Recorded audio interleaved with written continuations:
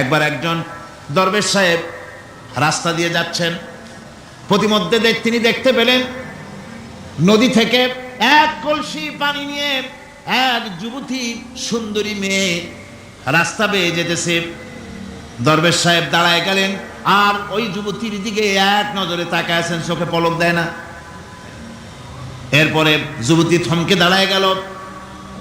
আধা বুড়া মানুষ, দাড়ি অর্ধেক পাইকে গেছে, দেখতে দেখায় খুব বুজুর্গ মানুষ, কিন্তু রাস্তায় আমার একা পাইয়া এমনি করে তাকিয়ে আছে আর চোখ দিয়েও তো পানি পড়ে। ব্যাপারটা কি? দরবেশ কাঁদে কেন? প্রতিমধ্যে আমাকে একা পেয়ে দরবেশ কাঁদে কেন, তাকিয়ে আছে কেন? মহিলার চিন্তা জাগলো। শেখ সাদি রহমতুল্লাহ আলাইহি ঘটনা লিখেছেন, বাংলা কবিতার অনুবাদ করেছেন। একদা সুখদায়ক প্রমোদা বদন, দর্শন করি মম ঝরিল নয়ন। হেসে কহে সে রূপসী সবিস্ময় মন, কহ দেখি মহাশয় কহ কি কারণ। বিষয় বিরাগী তুমি ভুবনে প্রচার, কি হেতু জন্মিল তব মানস বিকার। যুবতী মেয়েটি বলছে, ওগো দরবেশ সাহেব, হুজুর সাহেব, আমি একটা যুবতী মেয়ে লোক, রাস্তায় আমাকে একা পেয়ে আপনি আমার দিকে তাকায় আছেন আর কাঁদতেছেন। এই বৃদ্ধ বয়সে ভীমরতি হলে কেন? আমাকে দেখে কাঁদেন কেন আর এক নজরে কেন তাকায়ছেন? কারণটা কি? কি কুমতলব আছে? দরবেশ সাহেব বলছেন, হেসে কহিলাম বালে করহ শ্রবণ, নেত্র ঝরে তবু হেতু ভেব না এমন। হে রূপসী মেয়ে, তোমার জন্য আমি কান্দি, একথা একবারও চিন্তা করো না। যে শিল্পী রচিল এই সুধাংশু বদন, তাহার তরে ঝরে নেত্র নয়নে জীবন। তোমার প্রেম পাওয়ার জন্যে তোমাকে দেখে লোবাতুর এবং কামুক হয়ে তোমার দিকে তাকায় কান্দি, একবারও ভেব না। আল্লাহর কসম, আমি কাঁদতেছি তোমার এত সুন্দর স্বাস্থ্য আর চেহারা যে আল্লাহ রাব্বুল আলামিন বানায় দিলেন, না জানি সেই আল্লাহ কত সুন্দর। যার সৃষ্টি এত সুন্দর সে আল্লাহ রাব্বুল আলামিন না জানি কত সুন্দর। আল্লাহ পাক সেই সুন্দর আল্লাহ রাব্বুল আলামিনকে দেখার তৌফিক যেন আমরা পাই। জোরে বলেন আমিন, আরো জোরে বলেন আমিন। আল্লাহ পাক বলছেন, আমি সুন্দর করে সব তৈরি করে দিয়েছি। বুঝবে তারা যারা চিন্তাশীল, যারা গবেষণা করে। ইন্না ফি খালকিস সামাওয়াতি ওয়াল আরদি ওয়া ইখতিলাফিল লাইলি ওয়ান নাহার লাআয়াতিন লিউলিল আলবাব। নিশ্চয়ই যারা নাকি জ্ঞানবান, তারা রাত এবং দিনের পরিবর্তন, আকাশ এবং জমিনের সৃষ্টি ইত্যাদির ব্যাপারে, এই সৃষ্টি নৈপুণ্যতার ব্যাপারে তারা চিন্তা করে, গবেষণা করে। রাত এবং দিনের পার্থক্য মানুষের জীবন পদ্ধতিকে দুই ভাগে বিভক্ত করেছে, রাত এবং দিন। দেখেন আল্লাহর রহমত এবং কুদরত সব জায়গায় রাত এবং দিন মানুষের জীবন চলার পথকে, জীবন পদ্ধতিকে কয় ভাগে ভাগ করেছে? দুই ভাগ। আল্লাহ পাক বলেন, ওয়াজআলনাল লাইলা লিবাসান ওয়াজআলনান নাহারা মাআশা। আমি রাতকে করেছি শান্তির বাহন, রাতকে করেছি আচ্ছাদন, শান্তির বাহন, আর দিনকে করেছি রোজগার করার জন্য। দিনের বেলায় রোজগার করবে, কামাই রুজি করবে, কল কারখানায় যাবে, খেতে খামারে যাবে, অফিস আদালতে যাবে, কাজ কাম করবে। এ কাজ করে করে শরীরের ভিতরে ক্লান্তি আসে, অবসাদ এসে যায়। আল্লাহ রাব্বুল আলামিন বলেন, আমি আবার রাত বানালাম। ওই রাতের বেলায় মানুষ যখন ঘুমায় যায়, এই ঘুম তার সমস্ত অবসাদ আর ক্লান্তি দূর করে দিয়ে সকাল বেলায় আবার তাজা মানুষ করে সমস্ত একেবারে পরিপূর্ণ কর্মক্ষম একজন মানুষে তাকে পরিণত করে দেয়। রাতটাকে আচ্ছাদন করে দিয়েছি, দিনের কোলাহল মুক্ত রাত। সূর্যের আলোর ঝলকানি, তীব্র আলো নাই, চিৎকার নাই, আওয়াজ নাই। রাতের একটি অন্ধকার চাদর পরিয়ে দিলাম এই পৃথিবীর উপরে, রাতের একটি অন্ধকার চাদর পৃথিবীর উপরে পরিয়ে দিলাম। কোলাহল মুক্ত পৃথিবী। এখন সূর্যের তীব্র আলো আর নাই, এখন আরামে তুমি ঘুমিয়ে যাও, ঘুমাও, আবার সকালবেলা উঠে তুমি কাজ করবে। আল্লাহ পাক বলেন, আমি এভাবে ومن رحمته جعل لكم الليل والنهار لتسكنوا فيه ولتبتغوا من فضله। আল্লাহর রহমতের ভিতরে এটাও রহমত, আল্লাহর করুণা, আল্লাহর দয়া, যে তিনি দিনকে করেছেন রুজি কামার জন্য, রাতকে করেছেন তিনি তোমাদের জন্য ঘুমাবার জন্য, বিশ্রামের জন্য। এই ব্যবস্থা আল্লাহ রাব্বুল আলামিন করেছেন, যিনি তোমাদেরকে দুপুর বেলায় বিকেল বেলায় তোমাদেরকে অবসাদ গ্রহণের জন্য, আরামের জন্য দুপুর এবং বিকাল, সকাল ইত্যাদি তৈরি করেছেন। কোরআন শরীফের ভিতরে আল্লাহ পাক এ সমস্ত কথাগুলি ব্যাখ্যা সহকারে বলে দিচ্ছেন যে আমার রহমত ওয়াসিআত রাহমাতি কুল্লে, সেই সমস্ত জিনিসের চতুর্দিকে, তুমি যেখানে আছো তার চতুর্দিক, আকাশ এবং জমিন, আমার রহমত তোমাকে ঘিরে রেখেছে। এ কোরআন নাজিল করেছেন সেই আল্লাহ, সেই রহমান, যার দয়া সর্বত্র ছড়িয়ে আছে। আল্লাহ পাক বলছেন, এরপরে তোমাকে সৃষ্টি করলাম, জমিন সৃষ্টি করলাম খাবারের জন্য। আমার রহমতের বিষয়টা দেখো, আমি এমন দয়াবান, এমন মেহেরবান। এবার তোমার খাবারের জরুরত হলো, তুমি কি খাবে? সেজন্য এই জমিনে ফসলের ব্যবস্থা আমি আল্লাহ করেছি। জোরে বলেন সুবহানাল্লাহ। জমিন শুকায় গেছে, বৈশাখ মাসের, জ্যৈষ্ঠ মাসের প্রচন্ড রৌদ্রের তাপে জমিন শুকায় গেছে। এই জমিনে তুমি ফসল ফলাবে কি করে? যদি না পানি দিয়ে জমিনটারে ভিজায় দেই। আল্লাহ বলেন, জমিন ভিজাবার দায়িত্ব আমি নিলাম।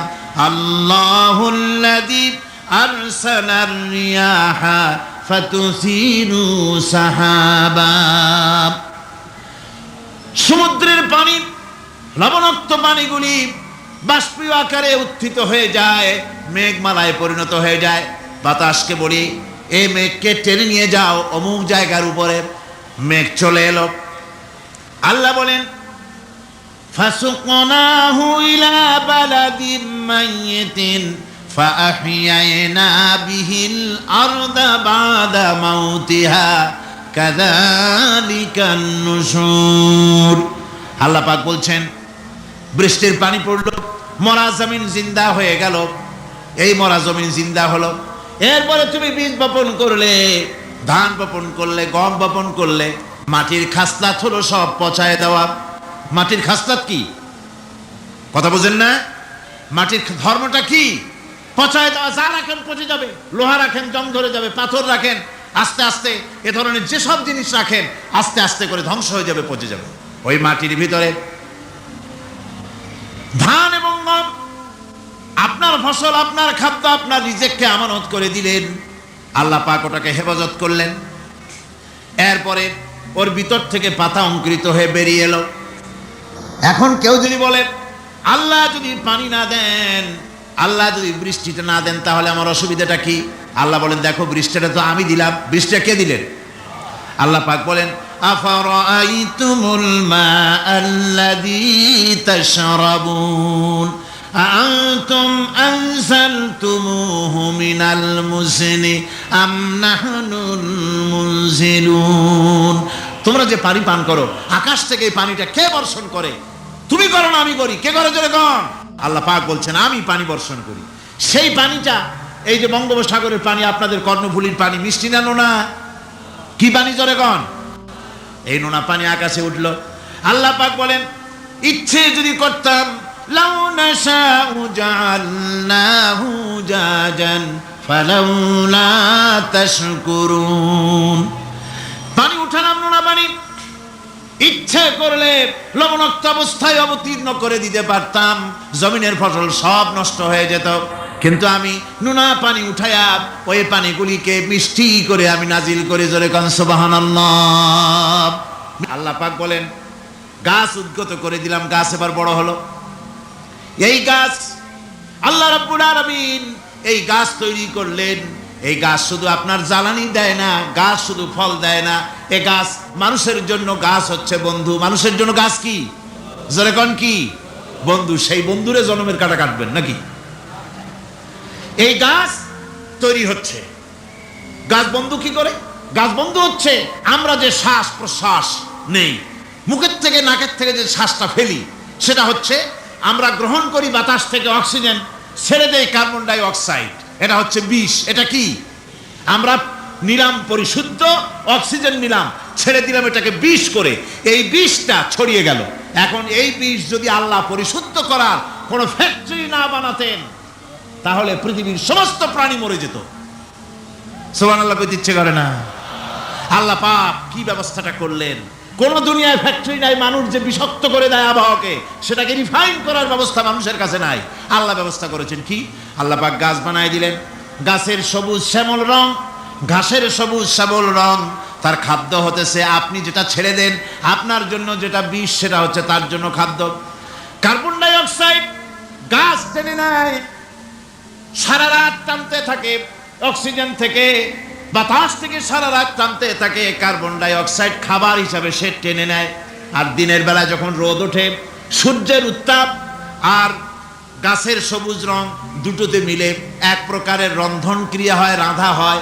সেই রান্নার মাধ্যমে গাছের ভিতর থেকে গাছ আবার অক্সিজেন মানুষের জন্য, প্রাণীর জন্য ছেড়ে দেয়। সুবহানাল্লাহ। তো গাছ আপনার জন্য বন্ধু, একদিকে গাছ আপনার এই কাজ করলো, ফার্নিচার বানাইলো, ছায়া দিল, ফল দিল। আল্লাহ পাক বলেন এই গাছগুলি কে তৈরি করলো? মিয়া তুমি করছো? না আমি করছি।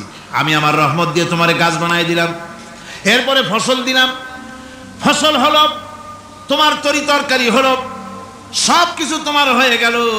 এবার ফসল দেখা মানুষে যখন দেখে জমিনে বড় বড় ধানের গোছা হয়েছে, মোটা মোটা ধানের গোছা হয়েছে, মোছে তখন তেল মাখে আর নতুন নতুন গানের আয়োজন করে।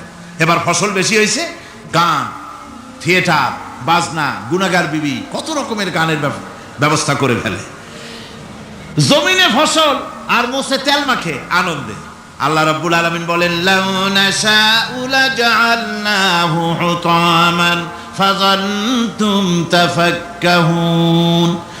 আমি যদি ইচ্ছে করি তোমার জমিনের সমস্ত ফসলটাকে আমি সম্পূর্ণ কুটায় পরিণত করে দিতে পারি, তুষে পরিণত করে দিতে পারি।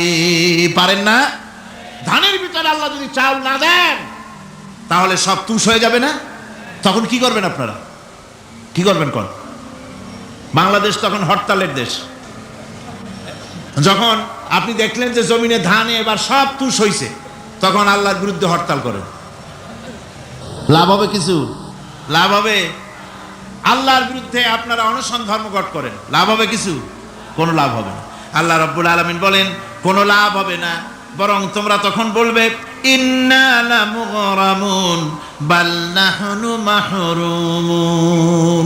কপালে তখন আঘাত করবে, করাঘাত করতে থাকবে আর বলবে যে আরে কপাল পোড়া হয়ে গেলাম, হতভাগ্য হয়ে গেলাম, বঞ্চিত হয়ে গেলাম, আল্লাহর রহমত থেকে সর্বনাশ হয়ে গেল। তখন কপালে আঘাত করা ছাড়া আর কিছুই করতে পারবে না। আল্লাহর বিরুদ্ধে মিছিল চলে না, সমাবেশ চলে না, বিক্ষোভ চলে না, হরতাল চলে না। মহান আল্লাহ রাব্বুল আলামিন বলছে দেখো এইভাবে করে তোমার ফসলের ব্যবস্থা আমি আল্লাহ করেছি। আমি রহমান, আমি আল্লাহ পাক কি এমন রহমান।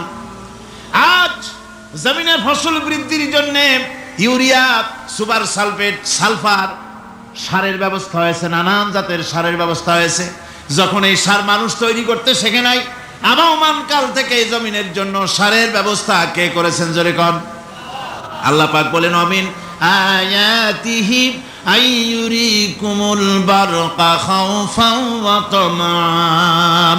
আমার অসংখ্য নিদর্শনাবলীর মধ্যে এটাও একটি নিদর্শন যে আকাশে বিদ্যুৎ চমকে মেঘের গর্জন হয়। এই যে বিদ্যুৎ চমকে গর্জন হয়, এর মধ্যে রয়েছে মানুষের জন্য ভীতি এবং আশা। তারা ভয় পায়, আর এর মধ্যে আশাও রয়েছে। আশাটা কি? আশা হচ্ছে এই যে বিদ্যুৎ যে বছর যত বেশি চমকায় মেঘে, সে বছর জমিনে ফসল তত বেশি বাড়ে। কৃষিবিদরা বলেছেন বিদ্যুৎ যত বেশি চমকায় জমিনের ফসল তত বেশি বাড়ে। সুবহানাল্লাহ ওয়া বিহামদিহি। এর একটা সিস্টেম আছে, সেই সিস্টেম অনুযায়ী আল্লাহ জমিনে ফসল বাড়ায় দিলেন। আল্লাহ ফসল দিলেন। এবার আপনার আল্লাহ পাক বলছেন দেখো ফসল দিলাম, ধান হলো, চাউল হলো, মাছ হলো, গোশ হলো, সব হয়ে গেছে, এখন তুমি খাবে। রান্না বান্না হয়ে গেল, রহমত আমার দেখো, আমার রহমতটা দেখো। এ কোরআন শিখাইছেন সেই আল্লাহ রাব্বুল আলামিন যার নাম রহমান। জোরে বলেন তার নাম কি? রহমান। চাউল হয়ে গেছে, চাউল